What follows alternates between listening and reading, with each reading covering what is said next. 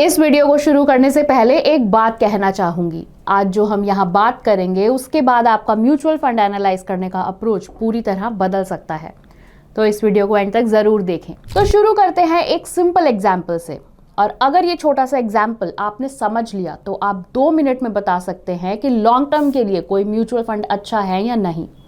यहाँ बात करते हैं 2 फंड्स की, फंड ए और फंड बी।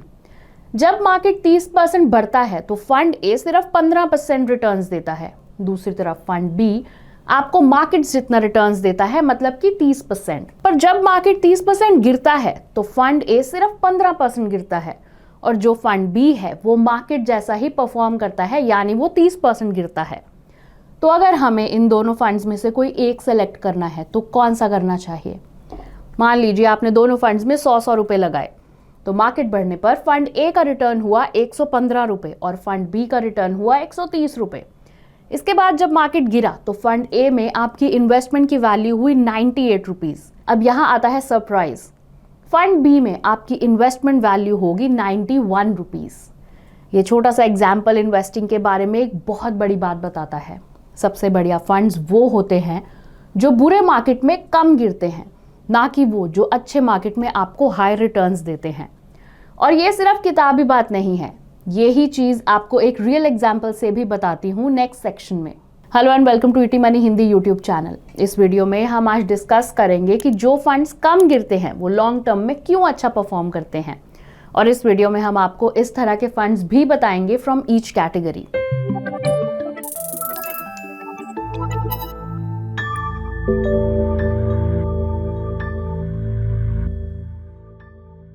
पराग पारिक फ्लेक्सी कैप फंड को तो आप सभी जानते हैं। ये काफ़ी पॉपुलर है और इंडिया का सबसे बड़ा फ्लेक्सी कैप स्कीम है। इसका 10 ईयर परफॉर्मेंस अपनी कैटेगरी में सबसे अच्छा रहा है और बेंचमार्क को भी काफ़ी आउट परफॉर्म किया है। तो आपको क्या लगता है इसकी बढ़िया परफॉर्मेंस का क्या राज है? ये हमारे फंड ए की तरह है, जब भी मार्केट में करेक्शन आती है ये कम गिरता है। इस चीज़ को डिटेल में समझने के लिए पराग पारिक फ्लेक्सी कैप और ईडलवाइज फ्लेक्सी कैप के परफॉर्मेंस को कंपेयर करते हैं। हमने Parag Parikh flexi cap, Edelweiss flexi cap और निफ्टी 500 के मंथली परफॉर्मेंस को कंपेयर किया। हमने ये देखा कि पिछले 80 महीनों में जब निफ्टी 500 बढ़ा या गिरा तो दोनों फंड्स का परफॉर्मेंस कैसा था।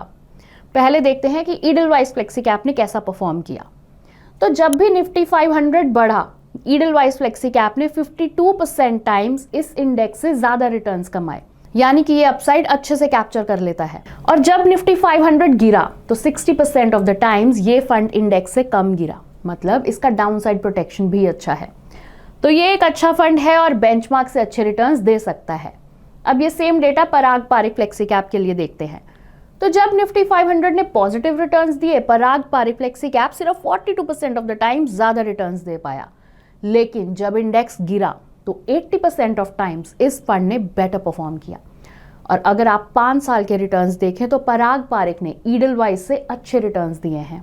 ये सिमिलर ट्रेंड हमने दूसरे म्यूचुअल फंड कैटेगरीज में भी देखने को मिला, जैसे स्मॉल कैप, मिड कैप और large and mid cap funds में। सभी फंड कैटेगरी के आउट परफॉर्मेंस का डाउनसाइड प्रोटेक्शन परसेंटेज अच्छा था। इस टेबल में आप देख सकते हैं कि अगर एक फंड का अपसाइड कैप्चर रेशियो मॉडरेट भी है, लेकिन वो मार्केट डाउनटर्न्स के टाइम अपने गेन्स को प्रोटेक्ट कर ले, तो लॉन्ग टर्म में उसका परफॉर्मेंस काफ़ी बेटर हो सकता है। अब हर एक कैटेगरी के फंड के बारे में जानते हैं जिसका डाउनसाइड प्रोटेक्शन अच्छा है।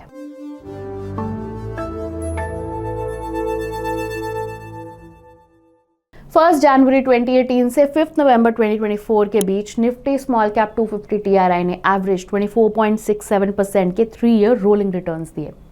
सरप्राइजिंगली 23 स्मॉल कैप फंड्स में से 21 फंड्स ने इस बेंचमार्क को आउट परफॉर्म किया। If I look at the downside protection of the top 3 small cap funds, Tata small cap fund का डाउनसाइड प्रोटेक्शन 92% है, मतलब it did well 92% of 1 month periods when Nifty small cap 250 TRI gave negative returns. Axis का 91% है और Nippon का 85%। इन तीनों funds का upside capture participation 50% से नीचे है, मतलब जब इंडेक्स पॉजिटिव रिटर्न्स देता है तो ये फंड ज्यादातर उसके पेस के साथ नहीं बढ़ पाते। फिर भी तीनों फंड्स ने बेंचमार्क को लॉन्ग टर्म में सिग्निफिकेंटली आउट परफॉर्म किया है।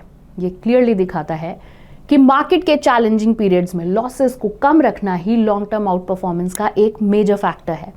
even in the volatile small cap category.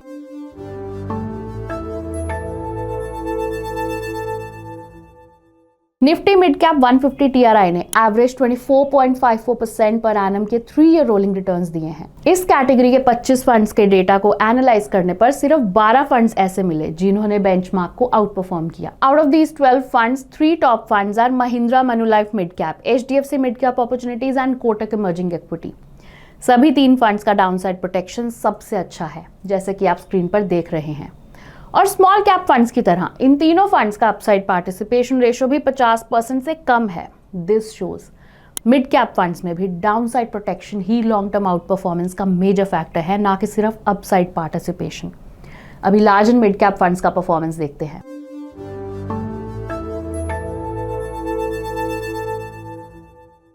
Nifty large mid cap 250 TRI का average 3 year rolling return 20.74% per annum है। Out of the 26 large and mid-cap funds, only 13 funds delivered more returns than it. इनमें से top 3 funds Kotak equity opportunities fund, union large and mid cap fund and ICICI Prudential large and mid cap fund का भी downside protection category में सबसे अच्छा है। And just like top performers of other categories, इन तीनों फंड्स का upside capture participation ratio 50% से कम है।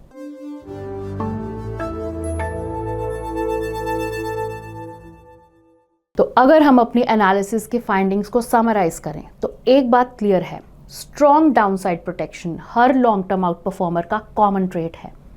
इसलिए अपने पोर्टफोलियो के लिए उसी फंड को प्रायोरिटी देनी चाहिए जिसकी डाउनसाइड प्रोटेक्शन कैपेबिलिटीज अच्छी हैं, instead of focusing on flashy marketing returns. क्योंकि अगर फंड तेजी से ऊपर जाता है पर उतनी ही तेजी से गिर भी जाता है तो ओवरऑल रिटर्न्स डिसअपॉइंटिंग हो सकते हैं। सॉलिड डाउनसाइड प्रोटेक्शन वाले फंड्स पर फोकस करना ज्यादा रिलायबल है, जो वेल्थ क्रिएट करते हुए आपको पीस ऑफ माइंड भी देते हैं। बट यहाँ पर भी आपको एक्सेप्शन देखने को मिल जाएगा, जैसे कुछ फंड्स वीक डाउनसाइड प्रोटेक्शन के बावजूद लॉन्ग टर्म आउट परफॉर्म करते हैं और कुछ इंप्रेसिव रेशियोज के साथ भी अंडर परफॉर्म करते हैं। इस वीडियो में जो फंड्स डिस्कस किए गए हैं कोई इन्वेस्टमेंट रेकमेंडेशन नहीं है। गोल सिर्फ डाउनसाइड प्रोटेक्शन की इंपॉर्टेंस हाईलाइट करना और ये बताना है कि कौन से फंड्स इस एरिया में एक्सेल करते हैं। हमेशा अपना रिसर्च करें और अपने रिस्क एपेटाइट के हिसाब से ही इन्वेस्ट करें। आज के एनालिसिस के लिए बस इतना ही। अगर वीडियो हेल्पफुल लगा हो तो लाइक, शेयर एंड कमेंट करना ना भूलें। Mutual fund investments are subject to market risks. Read all scheme related documents carefully.